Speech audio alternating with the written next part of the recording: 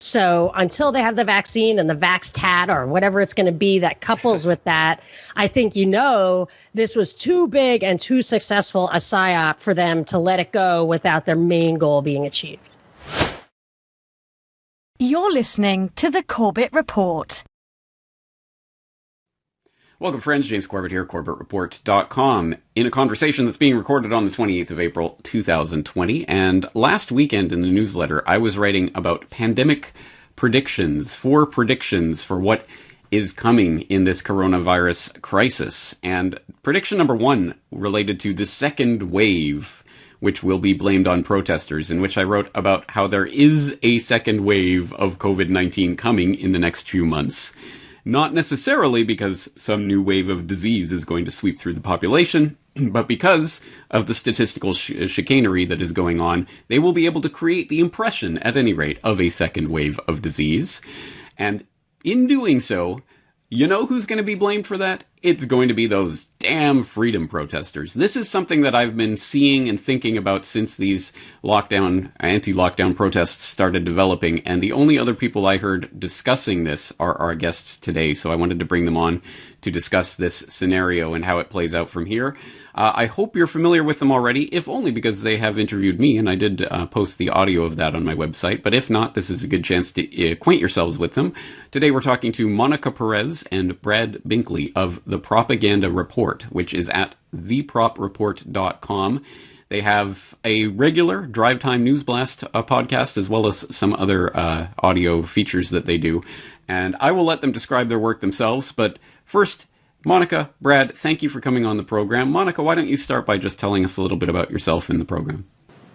Thanks for having us. Well, we have a podcast, a deep dive podcast we do every once in a while called The Propaganda Report. But the propaganda was coming so fast and furious that we decided to do a daily show, which is called the Drive Time News Blast, where we try to hit the headlines of the day from a perspective of truth, liberty, and justice so that you don't have to listen to the mainstream news. You can actually stay informed.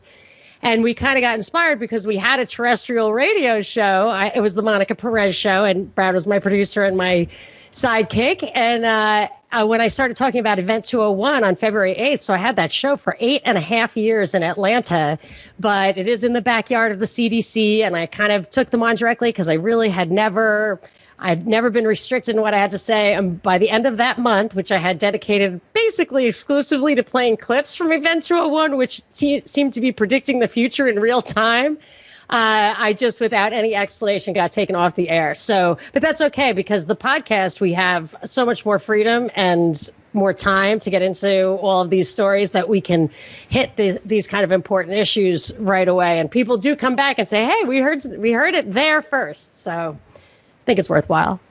Awesome. And Brad, tell us a little bit about how you came to meet Monica and join the program and start this research that you're doing. I've researched conspiracies since I was like 12. So I've always really been into conspiracies, and I've always been a skeptic. And I started listening to Monica years and years ago. I did radio back in college, but I got kicked off for prank calling people. Started listening to Monica probably right when she came on, actually. And I just sent her a message saying that I think that I might be able to help out. And I was surprised she responded, and she did. And we just communicated a little bit, and then did a couple podcast trial runs, and we've been going ever since.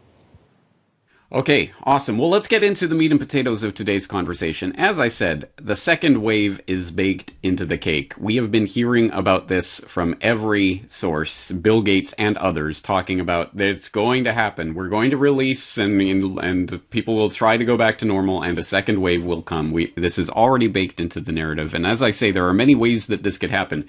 I suppose there could be a real second wave of COVID-19 infections, or there could be statistical chicanery to make the public believe that's happening.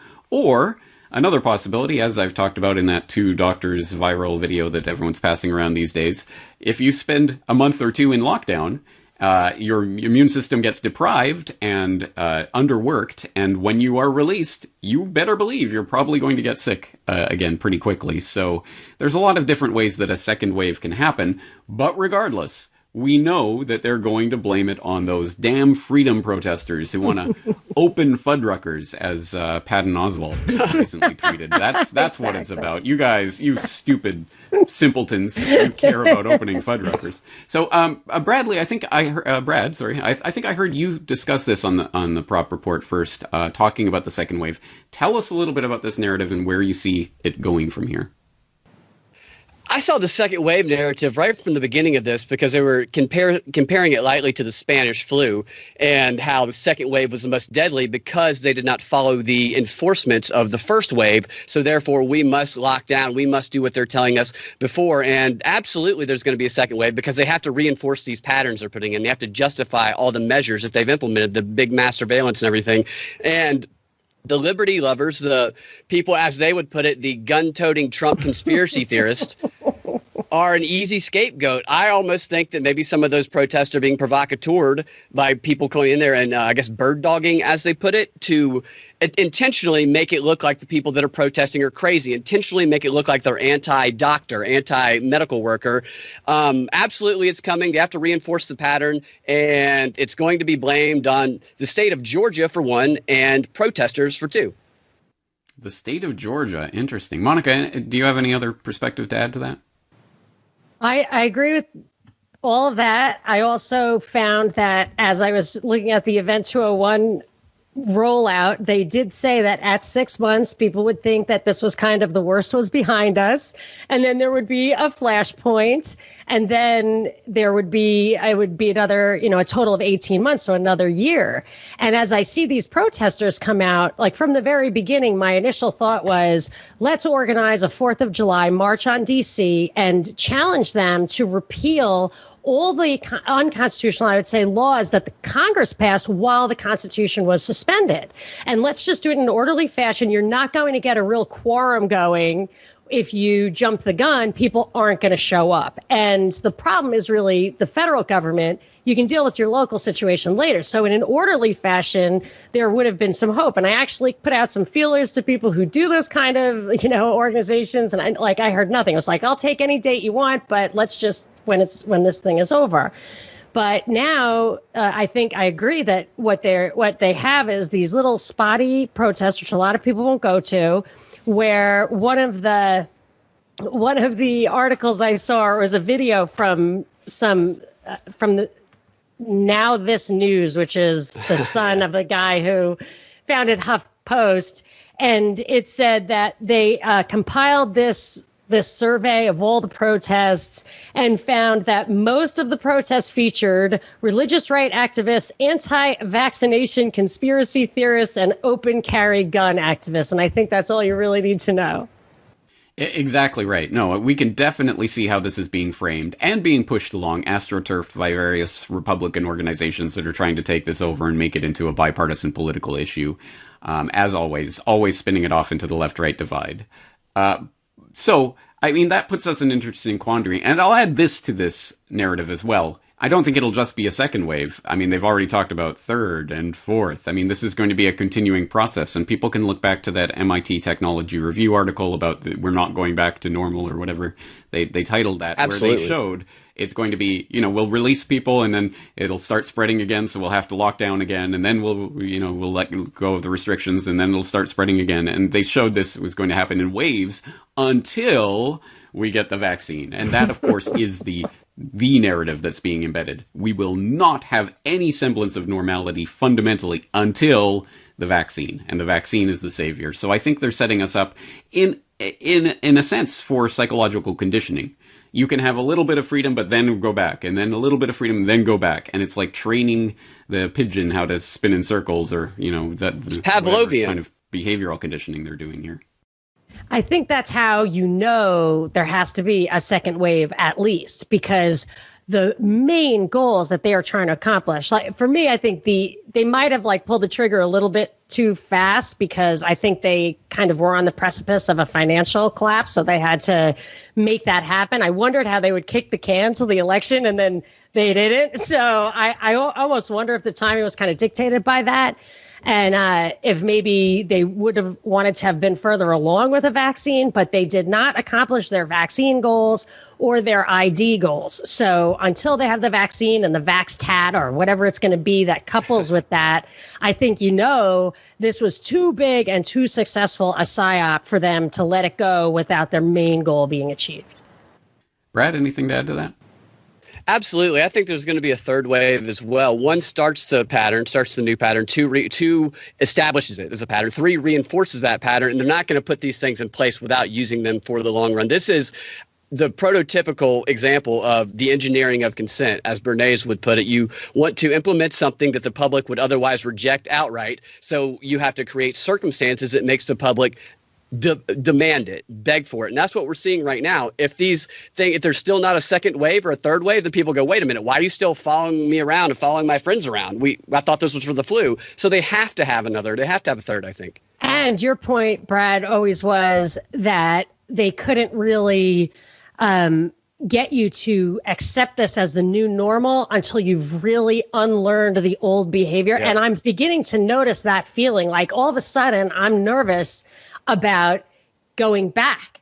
I'm like, I feel atrophied. And I think my kids too, like you can see it. And it did take a while. Yeah. But this is, I really do see behavioral conditioning playing out on a mass global scale at this point, and people are being conditioned, and it will take multiple waves. And on top of the multiple waves of this particular tsunami, or whatever kind of analogy we're using here, there are going to be multiple tsunamis. Because keep in mind, Bill Gates just wrote in his recent Gates Notes about the first modern pandemic, which he is calling Pandemic 1, with the capital I, like World War I. Something else too, and for one example, but I've noticed a few of these studies recently.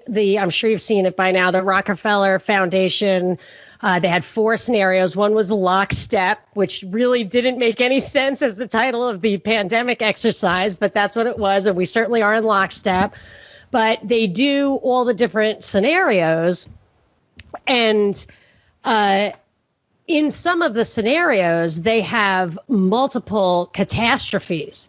So I've been wondering when they're going to bring something else in, like an actual tsunami. Right. Sure. I feel any sort of major event taking place during this event will be and then they can orders of magnitude worse. And stress the system. How about combining them? So, for example, as I've also pointed out, for example, in my pandemic predictions article, as I pointed out, you used to be a crazy conspiracy theorist who had to be censored from the internet for mentioning the possibility that this was some sort of gain of function research in a Wuhan biolab or whatever. Now that's mainstream Fox News headlines.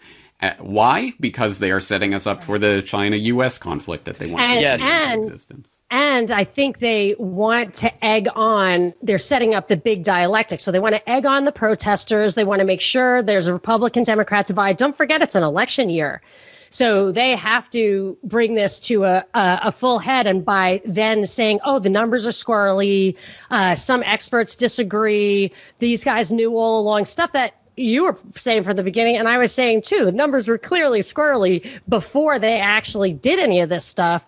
And now they're kind of getting people mad so that they'll go out there. And I think I've talked to people who've been there are agents provocateur on both sides. So there's like, what someone who was there told me, some liberal was walking around, had his bicycle and was spraying us with Lysol. So like in his mind, he saw a liberal, you know what I mean? Like if the guy didn't say liberal.